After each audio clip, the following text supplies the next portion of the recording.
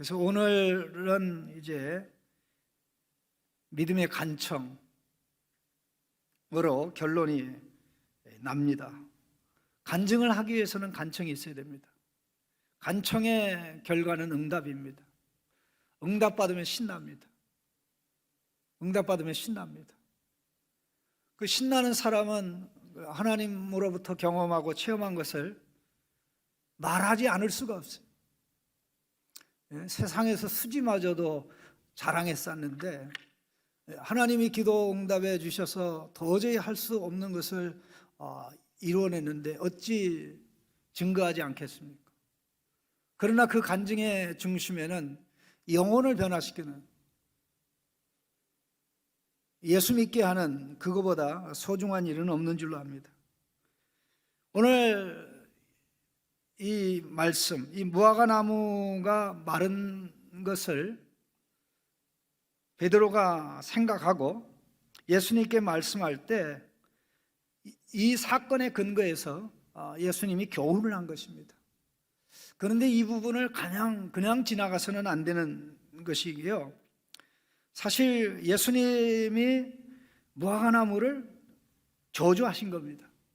그런데 이 내용을 보시면 12절부터 14절까지가 무화과 나무를 예수님이 저주하신 겁니다. 그런데 14절에 저주의 내용이 나오는데 우리가 잊어서는 안 되는 굉장히 중요한 구절이 하나 있습니다. 아무래도 14절 같이 읽겠습니다. 예수께서 나무에게 말씀하여 이르시되 이제부터 영원토록 사람이 내게서 열매를 따먹지 못하리라 하시니 제자들이 이를 듣더라. 열매 맺지 못하는 무화과, 이 열매 맺지 못하는 무화과는 이 나무 하나만의 문제가 아니라 모든 무화과 나무가 때가 되지 않아서 열매를 맺을 수가 없었습니다. 그 13절의 맨 마지막에 이는 무화과 때가 아님이라. 무화과 때가 아닌데 열매가 없다고 그 무화과 나무를 저주한다면 예수님이 그 무화과 나무를 저주한 겁니까? 그 무화과 나무를 통해서 무엇인가를 저주한 겁니까? 농사꾼이 농사를 짓는데 이 참외 혹은 수박 농사를 짓는데 수박 열매 맺을 때가 되지 않았는데 갑자기 이 낯을 들고 그 특정한 수박나무 하나를 그냥 딱 베어버리는 거예요. 내가 너한테 시간 들이고 정성 들이고 비료 쓰는 게 아깝고 땅을 더럽히는 게 아깝다 하면서 막 그런다고 하면 어떻겠습니까? 옆에서 보는 사람이 놀라지 않겠습니까? 이 무화과 나무를 저주한 것하고 그 다음에 저주의 시련이 바로 오늘 20절에 나옵니다. 그래서 군가인데 그 중간에 나오는 게 성전 사건입니다. 결국 열매 맺지 못하는 성전을 예수님이 저주한 것이라고 우리가 이해를 해야 된다, 그런 얘기입니다. 그런데 기억을 해야 될 것은 맨 마지막 절에 제자들이 이를 듣더라 그랬습니다. 그럼 21절 말씀 같이 보시죠. 20절 21절에 그들이 아침에 지나갈 때 무화과 나무가 뿌리째 마른 것을 보고 베드로가 생각나서 여짜오되 랍비여 보소서 저주하신 무화과 나무가 말랐나이다. 자, 그들이 아침에 지나갈 때 무화과 나무가 뿌리째 마른 것을 보고, 그들이 누굽니까? 예수님과 제자들이죠. 그러면 제자들이 예수님이 무화과 나무 저주한 것을 들었습니까? 안 들었습니까? 14절입니다. 제자들이 이를 듣더라. 다 같이 듣고 또 20절에 다 같이 무화과 나무가 뿌리째 마른 것을 봤는데 그 무화과 나무가 마른 것이 우연히 마른 게 아니라 예수님이 저주해서 말랐다는 사실을 기억한 사람은 몇 사람입니까? 한 사람밖에 없어요. 제자들이 다 들었는데 그것을 기억한 사람은 한 사람밖에 없어요. 듣기만 한 게 아니라 보기까지 했어요. 저거 예수님 말씀대로 됐네? 예수님 말씀을 들었는데 말씀대로 되는 것을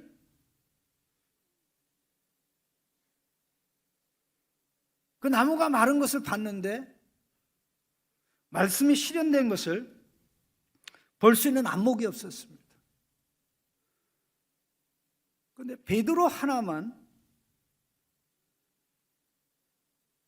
정확하게 그냥 우연히 마른 게 아니라 예수님이 저주해서 말랐습니다. 그러면서 베드로가 이야기할 때 예수님께서 제자들에게 하나님을 믿으라. 내가 진실로 진실로 너에게 이르노니 이 산더러 들리어 바다에 던지라 하며 그 말하는 것이 이루어질 줄 믿고 마음에 의심하지 않으면 그대로 되리라.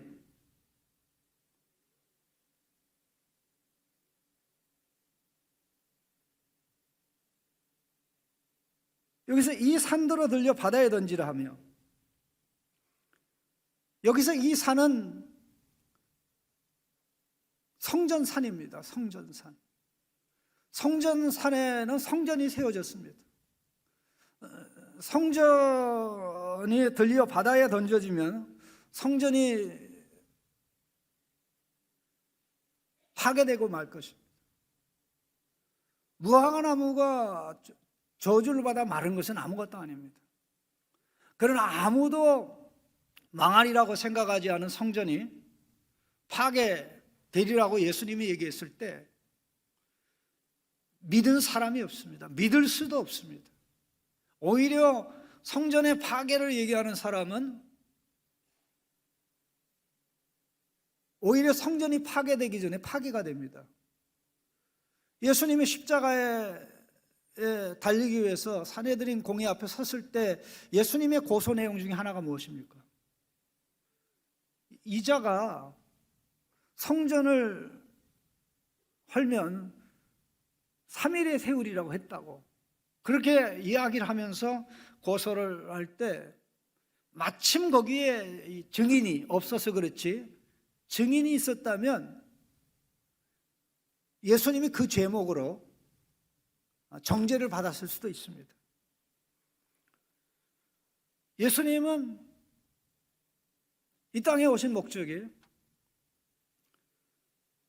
하나님의 성전이 성전되게 하기 위해서 오셨습니다. 성전이 성전의 기능을 하게 하기 위해서 오셨습니다. 그러면 성전의 기능이 무엇입니까? 17절 말씀 우리 같이 읽어보겠습니다. 이에 가르쳐 이르시되 기록된 바 내 집은 만민이 기도하는 집이라 칭함을 받으리라 하지 아니하였느냐. 너희는 강도의 소굴을 만들었도다. 성전의 기능은 성전은 하나님의 집입니다. 이게 내 집은 있으니까 내 집은 만민이 기도하는 집이라 이렇게 되는데 좀 더 정확하게 말씀드리면 모든 종족을 위한 기도의 집이란 말입니다. 모든 종족을 위한 기도의 집. 모든 종족을 위한 기도의 집. 예수님께서 인용하신 이 말씀은 이사야 56장에 나오는 말씀인데요. 이사야 56장에 이방인을 염두에 두고 하신 말씀입니다.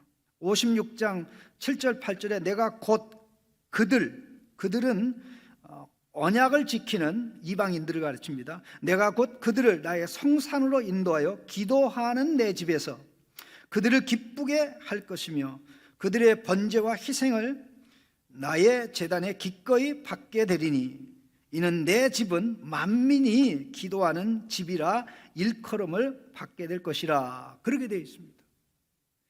우리말 성경에는 이사야서에도 그 번역이 정확하지 않게 되어 있고 그것을 인용한 오늘 본문에도 번역이 정확하게 되어 있지를 않습니다. 내 집은 이사야서는 모든 백성을 위한 기도의 집이라 일컬음 받을 것이다. 그리고 오늘 본문에서는 내 집은 모든 종족을 위한 기도의 집이라 불릴 것이다 말씀입니다. 성전은 성전에 오가는 사람의 안정과 편안함, 복을 위해서만 있는 게 아니라 그들이 하나님 백성이 성전에서 하나님의 복을 받아 누리면서 그 복이 땅끝까지 흘러가 사람들이 하나님의 백성이 되는 데에 그 목적이 있는 것입니다. 그런데 성전이 그 기능을 못하고 역할을 못할 때, 즉 모든 종족을 위한 기도하는 집의 역할을 하지 못할 때 어떻게 됩니까? 다시 말해서 하나님을 우리들만의 하나님으로, 하나님이 우리만을 위한 하나님으로, 하나님은 우리만 사랑하고 우리만 위하고 우리에게만 복을 주고 우리만 잘되게 하는 그 하나님으로 생각하고 대할 때 그 성전은 어떻게 됩니까? 강도의 소굴이 됩니다. 강도의 소굴이 됩니다. 바로 이런 성전 시대를 끝내고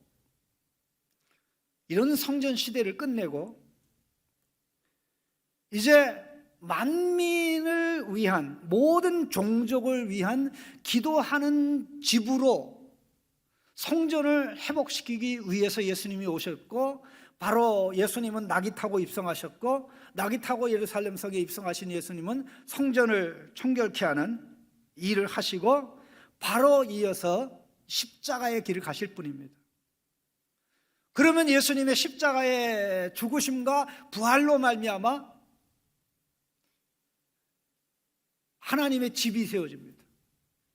그 하나님의 집은 예수님의 죽으심과 부활로 말미암아 세워지는데, 죽으심과 부활로 말미암아 세워지는 이 집은 하나님의 백성이라는 집입니다. 하나님의 백성이라는 집은 하나님의 백성이 하나님의 집이 되면서, 하나님의 백성이 하나님의 집이기 때문에 하나님의 성전으로 세워지는 놀라운 역사가 있게 됩니다. 그럼 하나님의 백성이 하나님의 집, 하나님의 집은 성전이니 하나님의 백성이 성전이 되는 이 놀라운 사건은 예수님의 십자가 부활로 말미암아 이루어지는데, 이것은 시대가 가도 나라가 바뀌고 세월이 흘러도 유일하게 남는 유일한 하나밖에 없는 집입니다. 부활 시대에 속한 집입니다. 영원히 남는 집입니다. 결혼제도도 없어지고 국가제도도 없어지고 사회 모든 것이 다 바뀌어도 유일하게 남는 제도가 있는데, 그게 바로 하나님의 집, 하나님의 성전이라는 집입니다. 바로 이것을 염두에 두고 예수님이 무화과 나무가 마른 것과 관련해서 기도의 교훈을 한 것입니다. 이 산이 들리어 바다에 던지라.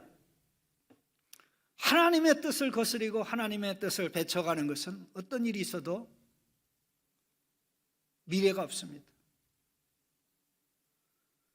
그러나 우리가 하나님의 집으로서, 하나님의 성전으로서, 하나님이 저에게 복을 주셔야 되는 것은, 내 자녀에게 복을 주셔야 되는 것은, 내 가족에 복을 주셔야 되는 것은 하나님의 영광을 위함입니다. 사람들이 예수 믿게 하기 위함입니다. 사람들이 하나님을 인정하게 하기 위함입니다. 그 이유 때문에 그렇습니다. 내가 그런 가시적인 세상적인 물신적인 복을 받지 못할지라도 나의 삶에 감동을 받고 감화를 받아서 저 사람이라면 괜찮다라고 한다면 그것이 전도의 계기가 되고 사람들이 예수님 앞에 돌아오는 계기가 될 것입니다. 사랑하는 성도 여러분, 우리가 이 말씀을 생각할 때, 우리는 예수님의 십자가 부활로 말미암아 하나님의 성전으로 이제는 나만을 위해서 기도하는 게 아니라 나의 어떤 소원을 이루기 위해서만 기도하는 것이 아니라 오히려 나의 모든 소원도, 나의 모든 기도도, 간구도, 내가 내 사업을 위해서 기도하고 또 자녀를 위해 기도하는 그런 모든 것도 그것이 하나의 통로가 돼서 하나님이 구원하고자 하는 나라와 민족이, 종족들이 구원받게 되는 그 일을 위한 것입니다. 구약에서는 성전이 기도하지 않습니다. 성전에 가서 기도합니다.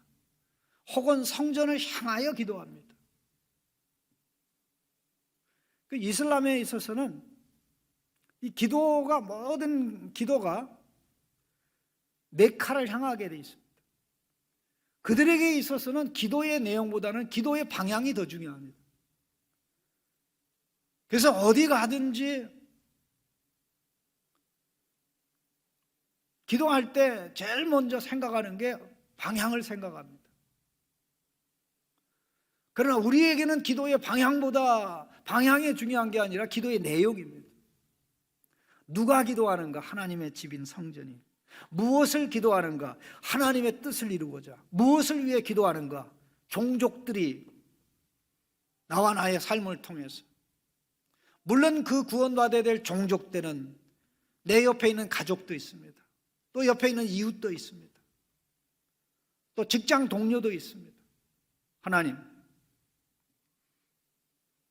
내가 하나님의 집으로, 하나님의 성전으로, 예수님의 십자가의 은혜로 말미암아, 십자가의 은혜와 부활의 역사로 거기에 편입되고 세워져 가는데, 나의 삶은, 나의 모든 것을 통해서 구원의 역사가 이루어져야 되겠습니다.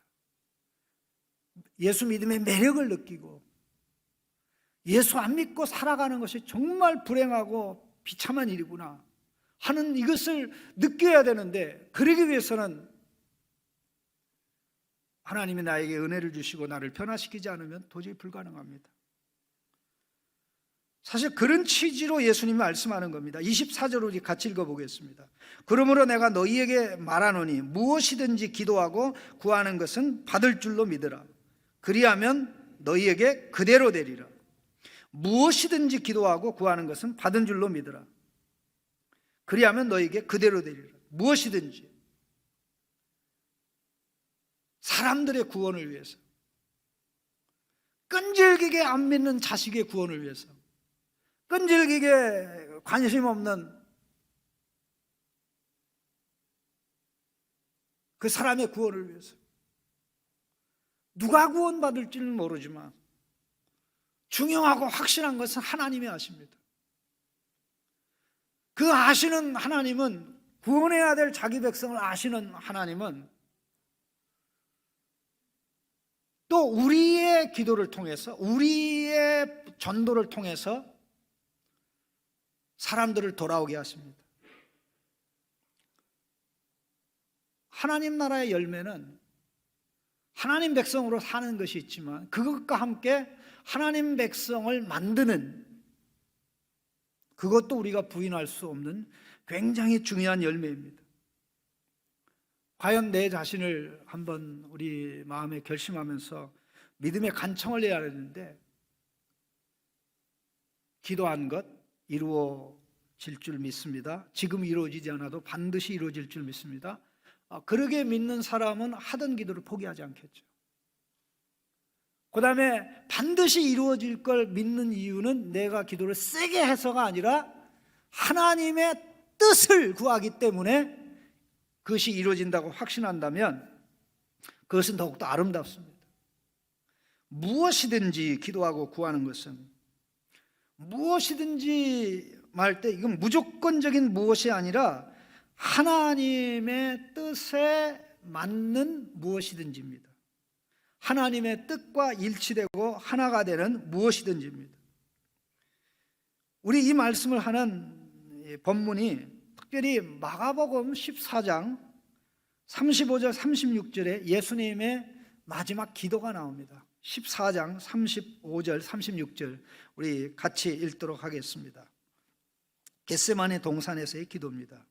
조금 나아가서 땅에 엎드려 될 수 있는 대로 이때가 자기에게서 지나가기를 구하여 이르시되 아빠 아버지여 아버지께는 모든 것이 가능하오니 이 잔을 내게서 옮기시옵소서. 그러나 나의 원대로 마옵시고 아버지의 원대로 하옵소서 하시고.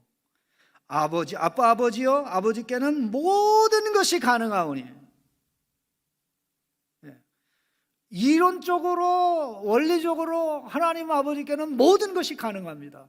그러나 모든 것이 가능하다고 할지라도 하나님의 뜻에 안 맞고 하나님의 지혜에 맞지 않는 것이면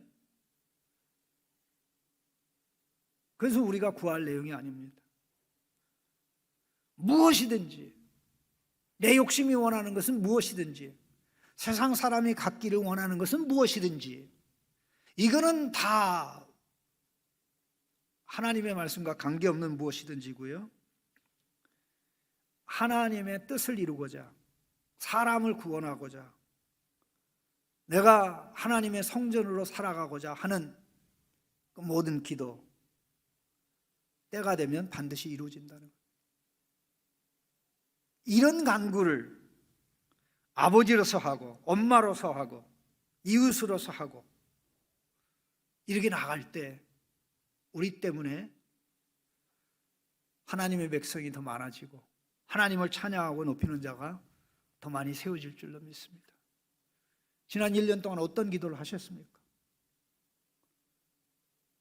오늘 우리가 살아가는 시대는 기도의 시대입니다. 구약은 기도의 시대가 아니었습니다. 성전과 기도가 따로따로 갔습니다. 그러나 신약 시대는 성전이 곧 기도이고 기도가 곧 성전이고 성전이 하나님 백성이고 하나님 백성이 성전이기 때문에 어느 장소에 가서 기도하는 것보다 더 중요한 게 바로 내가 하나님의 성전인 내가 개인으로 기도하고 모여서 공동체로 기도하고 그런데 기도하는 내용이 하나님이 기뻐하는 열매를 맺기 위해서 자녀의 열매 또 하나님의 자녀를 만들어가는 그런 일을 위해서 기도하며 간구해 나갈 때 하나님께서는 하나님 나라의 열매가 우리의 삶 속에 계속해서 맺어지도록 역사하시고 인도하실 겁니다. 우리 기도 같이 하겠습니다. 하나님, 내 기도 속에 예루살렘과 유다와 사마리아뿐만 아니라 땅끝까지 들어있을 수 있도록 내 기도 속에 나라와 민족이 들어있을 수 있도록 물론 민족으로 가기 위해서 이웃도 들어가고 자식도 들어가고 하나님 나 혼자만 안 됩니다. 내 주변에 믿지 않는 자들이 얼마나 많은데 하나님 내가 나만을 위해서 기도한다는 게 결국 하나님의 성전을 강도의 소굴로 만드는 이런 위험한 일인데 이런 함정에서 피하여 정말 열매 맺게 하시는 예수님, 성전으로 살게 하시는 예수님, 그것을 바라보고 나가도록 역사해 주옵소서. 같이 한번 기도하겠습니다.